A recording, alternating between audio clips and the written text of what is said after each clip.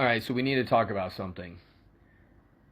We need to talk about what's going on in New York City with the mayoral race. It's Andrew Cuomo and it's Zoran Mandami. They're trying to get the third candidate to drop out. I want you to watch all this and kind of understand where I'm coming from with what I'm about to say with my observation of this whole political thing. So first and foremost, let's go ahead and start it off with this guy. New York, pre-voting starts this Saturday, the 25th. Election day is November 4th. We're voting Cuomo. We're voting Cuomo. And Kung Fu Curtis, drop out. Hashtag drop out Curtis. There ain't no bronze medals in elections. Bronze don't go with a red beret. All right? You're not even going to come in second, Curtis. I'm saying this respectfully. It's time for you to drop out. Okay? We're voting Cuomo, Zoran the moron, Dick Stain Zoran Mandami, Pig Dick Zoran Mandami. Ding, ding. It ain't over, fuck nose. So the reason that I keep using this guy is because he says the quiet part out loud of what the majority of the Democrat Party, of what's left of the Democrat Party, believes in. True blue no matter who Democrats, this is what they think. And this is why so much shit is going on around the world and now happening in our own country. So who he's rooting for is he wants the third party to drop out so that it's just between Cuomo and Zoran. Essentially, we're breaking it down to Isreal First or New York City citizens first. Cuomo and Mamdani, two candidates with two very different plans for New York City. New York City should have more anti-Semitic incidents than any city in the United States of America. How can that possibly be? There is no New York without the Jewish community. A candidate who runs based on his anti-Semitic stance.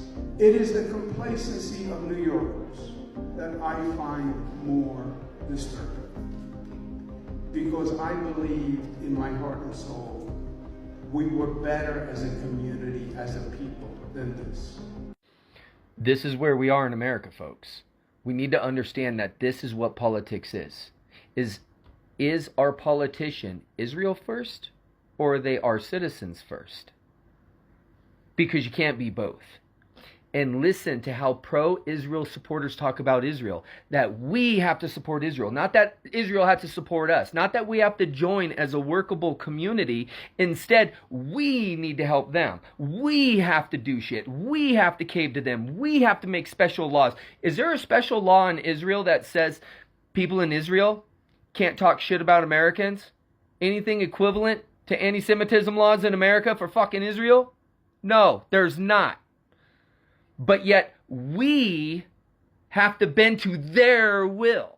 So it's like these fucking politicians are the brokers, convincing us to bend the knee and to drop to our hands and knees for Israel. This is the fucking problem. Why? Because these people that he's speaking for is who's in control of our financial system that is also in control of our political system. It's all connected. And so because it's the money, it's the snake. This is why we have to accept their representatives. Because those representatives are Israel first, furthering the divide of what's happened in this fucking country. Making our money leave our fucking shores. Listen to what these politicians say. But now listen to what Mandami has to say, if I'm saying his name right, my bad, on this interview with CNN. And listen to this host. She's not giving a fuck about the citizens at all. She's focused on rich people. Because why? That's the system. Remember, we're in a capitalist nation and none of us are capitalists. The capitalists are the higher-ups in this country. We're the barnyard stock.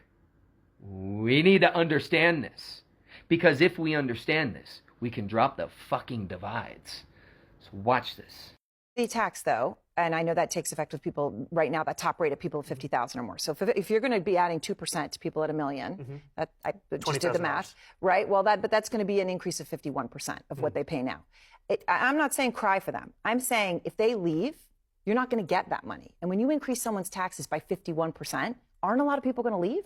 We're saying we're increasing it by 2% of what it is right now. And ultimately, I'm guided by the facts. The Fiscal Policy Institute did an analysis of the top 1% of New Yorkers and found that they leave the city at 1/4 the rate of other income categories. And when they leave to what are called high tax states, New Jersey, California. So what it then comes down to is, why are they leaving? Is it fiscal policy or is it actually quality of life? In 2021, when I came to the state assembly, we had the same fight to fund public schools, to raise taxes on billionaires and corporations. We were told millionaires would flee. And we now have more millionaires. Okay, so the New York Times is saying that Mayor Adams is trying to gather business leaders to support him, to say this is going to be bad. And Bill Ackman, billionaire hedge fund manager, of course you know of him, New Yorker, he said he agrees with you that the city's broken, okay, but he has a real problem with your economic policies. And by the way, that corporate tax rate that you're talking about, that's a big increase. That's matching 7.25% going to 11.5%. And the point of it is that if it works for our regional neighbor, why can't it work for us? And with Bill Ackman, this is someone who put $500,000 into Andrew Cuomo's super PAC, someone to whom clearly money is not an issue. And ultimately, even for him, life would get better. Because what I'm looking to use this money for is to make the quality of life across the city better. Okay, he's not alone. There are a lot like him, whether it's Ken Griffin or CEOs of big banks. Would you meet with them? I'll meet with anyone. I will meet with them and I'll explain why I believe in the necessity of raising the top corporate tax rate. And I'd also tell Bill Ackman that I firmly disagree with his attempt to dismantle diversity, equity, and inclusion across the country, because it's not only against the morals of so many, it's also against the actual bottom line for so many businesses. And as a businessman, he should understand that.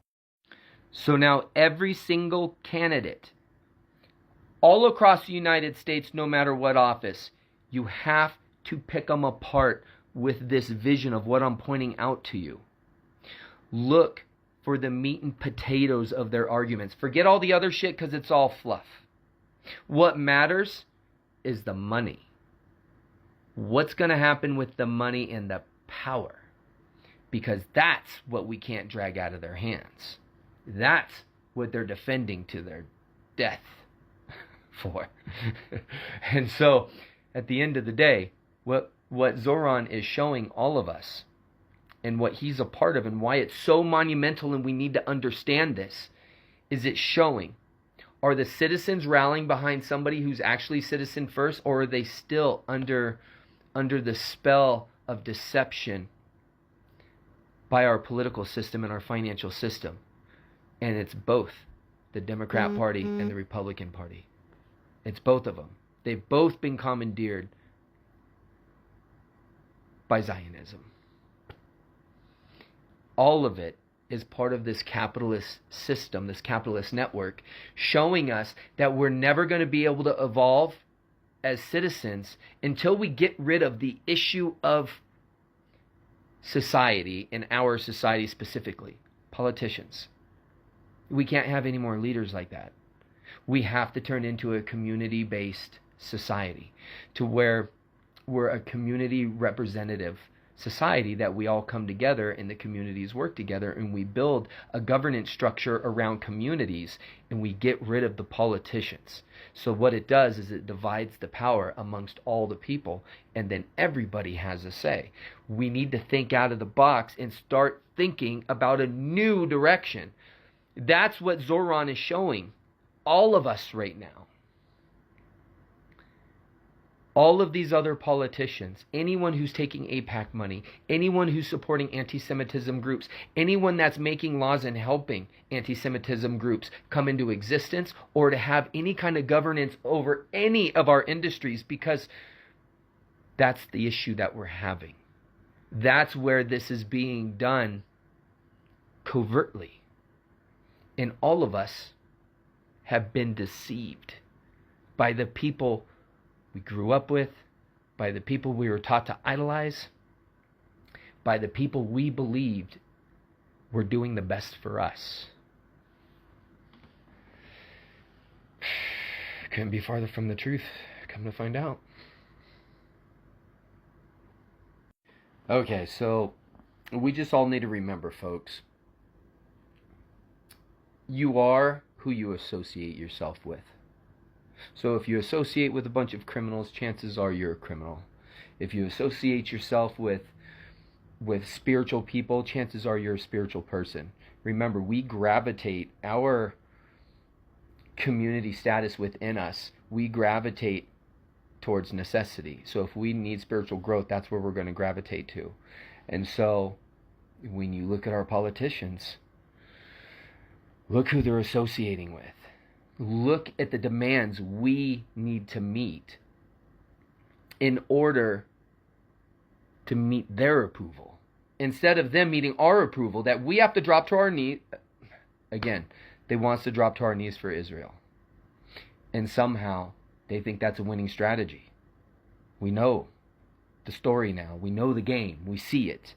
There's no more debating this, folks. This is what it is. If anyone in politics says that they're standing for that nation, we need to cut that politician out of the process, because that's the foreign gateway that's destroying our entire nation. It's eating us like a cancer from the inside out. And the worst part is it's encouraging our citizens to accept these horrific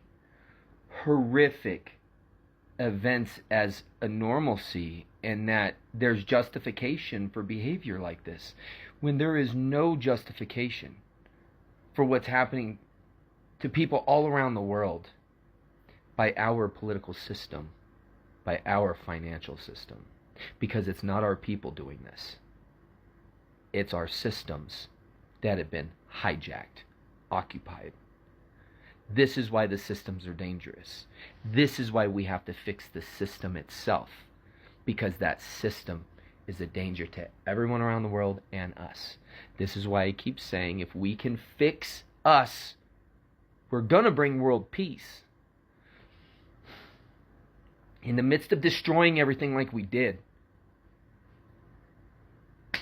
maybe we can come out of this helping. At least that's what the hope is. So, at the end of the day, we need to keep speaking this shit loudly and saying it, because what it does is it starts pushing the Overton window, and we have to keep putting this out there into the consciousness. So, say it loud and proud, everyone. We need self-determination.